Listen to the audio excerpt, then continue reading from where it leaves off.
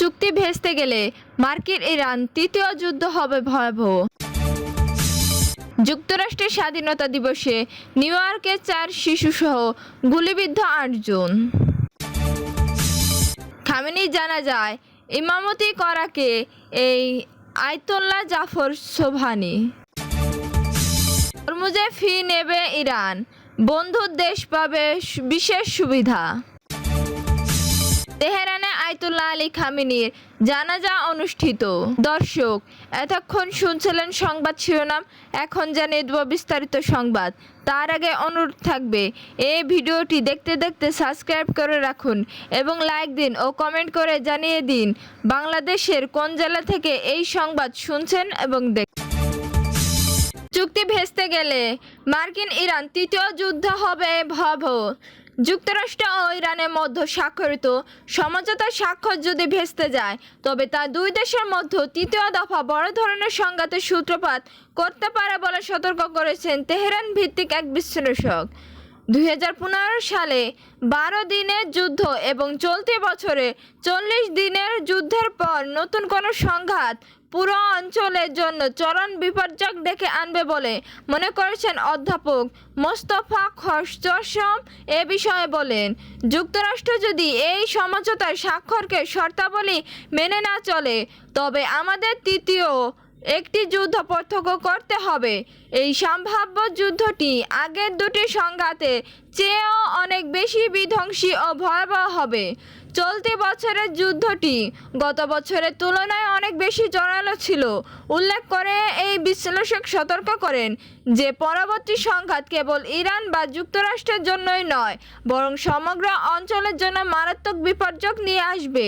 অধ্যাপক খোরশম আরও জানান, তেহরান এই সংঘাতের অবসান ঘটাতে সম্পূর্ণ প্রতিশ্রুতিবদ্ধ।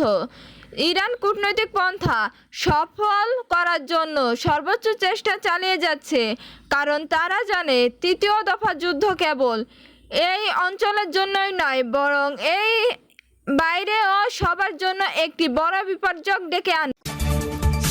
যুক্তরাষ্ট্র স্বাধীনতা দিবসে নিউ ইয়র্কে 4 শিশুসহ গুলিবিদ্ধ 8 জন। যুক্তরাষ্ট্রের 250তম স্বাধীনতা দিবসে ছুটির রাতে নিউ ইয়র্ক সিটি কনি আইল্যান্ড এলাকায় গোলাগুলির ঘটনায় 4 শিশুসহ অন্তত 8 জন আহত হয়েছেন। রবিবার 5 July new York city police ডিপার্টমেন্টের বরাত দিয়ে এবিসি নিউজ এই সংবাদ প্রকাশ করেছে। সংবাদ মাধ্যমটি জানায়, এই ঘটনায় আহতদের মধ্যে 2 জন পুরুষ, 2 জন নারী এবং 6, 7, 12 ও 14 বছর বয়সী 4 শিশু রয়েছে। পুলিশ জানিয়েছে, আহত সকলদের উদ্ধার করে হাসপাতালে স্থানান্তর করা হয়েছে। এদের মধ্যে 21 বছর বয়সী এক নারীর অবস্থা আশঙ্কাজনক হলেও বাকি 7 জনের অবস্থা বর্তমানে স্থিতিশীল রয়েছে। এবিসি নিউজ জানায়, পুলিশ ঘটনাস্থল থেকে একটি উদ্ধার করেছে, তবে এই ঘটনায় এখন পর্যন্ত কাউকে গ্রেপ্তার করতে পারেনি। খামেনি জানাজায় ইমামতি করাকে এই আয়াতুল্লাহ জাফর সোবহানি। ইরানের প্রায় সর্বোচ্চ নেতা আয়াতুল্লাহ আলী খামেনি ও তার পরিবারের 4 সদস্য প্রথম জানাজা রবিবার 5 জুলাই তেহরানে গ্র্যান্ড মাসালায় অনুষ্ঠিত হয়েছে। এই জানাজার নামাজে ইমামতি করেছে গ্র্যান্ড আয়াতুল্লাহ জাফর সোবহানি। ইরানের অত্যন্ত শ্রদ্ধায় এই গ্র্যান্ড আয়াতুল্লাহর বয়স 97 বছর। তিনি কম সেমিনারি মুস্তাহিদের কাউন্সিলের একজন শীর্ষস্থানীয় সদস্য। কম সেমিনারি দার্শিয়ায় মতবাদের শিক্ষা ও গবেষণার 2টি প্রধান কেন্দ্র একটি। তিনি ইরানের ইমাম সাদিক ইনস্টিটিউটের প্রতিষ্ঠাতা ও পরিচালক। এর আগে তিনি কমে সোসাইটি অফ সেমিনারি টিচার্সের সদস্য হিসেবে দায়িত্ব পালন করেছেন। ইসলামী জ্ঞানে প্রায় সব শাখায় তার গবেষণা ও অবদান ব্যাপকভাবে পরিচিত এবং তার কাজে সমালোচনামূলকভাবে মূল্যায়িত হয়ে থাকে। হরমুজে ফি নেবে ইরান, বন্ধু দেশ পাবে বিশেষ সুবিধা। হরমুজ প্রণালী দিয়ে চলাচলকারী জাহাজের কাছ থেকে নতুন করে ফি নেওয়া হবে বলে জানিয়েছে ইরান। তবে যে সব দেশ কঠিন সময়ে ইরানের পাশে ছিল, তাদের জন্য বিশেষ সুবিধা রাখা হবে বলে জানিয়েছে তেহরান। শনিবার 4 জুলাই চীনের বেইজিং অনুষ্ঠিত ওয়ার্ল্ড পিস ফোরামে এই কথা বলেন দেশটিতে নিযুক্ত ইরানের রাষ্ট্রদূত আব্দুল রেজা রহমানি ফজলি। তিনি বলেন, হরমুজ প্রণালী ইরানের আঞ্চলিক জলসীমা অংশ, তাই সেখানে চলাচলকারী জাহাজের কাছ থেকে নিরাপত্তা ও বিভিন্ন সেবার জন্য ফি নেওয়া হবে, তবে এটিকে কোনো ট্রল হিসেবে দেখা উচিত নয়। ফজলির ভাষায়, ওমানের সঙ্গে সমন্বয় করে হরমুজ প্রণালীর জন্য নতুন ব্যবস্থাপনা গড়ে তোলা হচ্ছে। এর আওতায় নৌপথের নিরাপত্তা নিশ্চিত করা, জাহাজ চলাচল তদারকি করা এবং বিপুল সংখ্যক জাহাজ চলাচলের ফলে সৃষ্ট পরিবেশগত প্রভাব মোকাবিলার ব্যবস্থা নেওয়া হবে।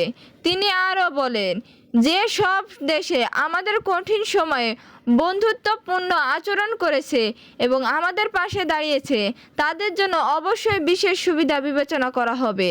বিশ্বের মোট অপরিশোধিত তেল ও তরলীয়কৃত গ্যাস পরিবহনের প্রায় 1/5 হরমুজ প্রণালী দিয়ে যায়।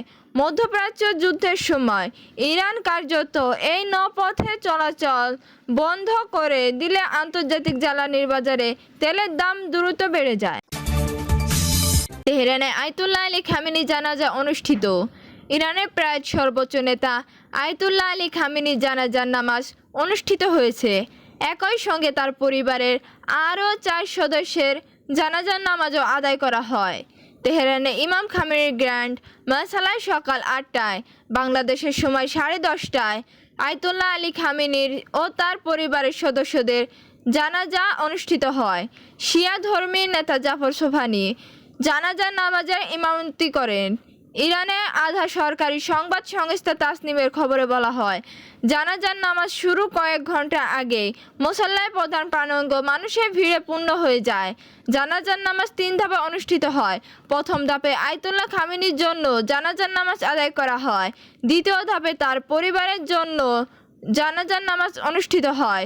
তৃতীয় ধাপে তার নাতনির জানাজার নামাজ আদায় করা হয়। আয়াতুল্লাহ আলী খামেনি নিহত হওয়ার 4 মাসেরও বেশি সময় পর দেশটিতে তার জন্য 9 দিনের রাষ্ট্রীয় শোক পালন ও শেষ বিদায় শোভাযাত্রা ঘোষণা করা হয়। শুক্রবার থেকে তেহরানের গ্র্যান্ড মাসালায় সাবেক এই আয়াতুল্লাহর মরদেহ সর্বসাধারণে শ্রদ্ধা নিবেদনের জন্য রাখা হয়।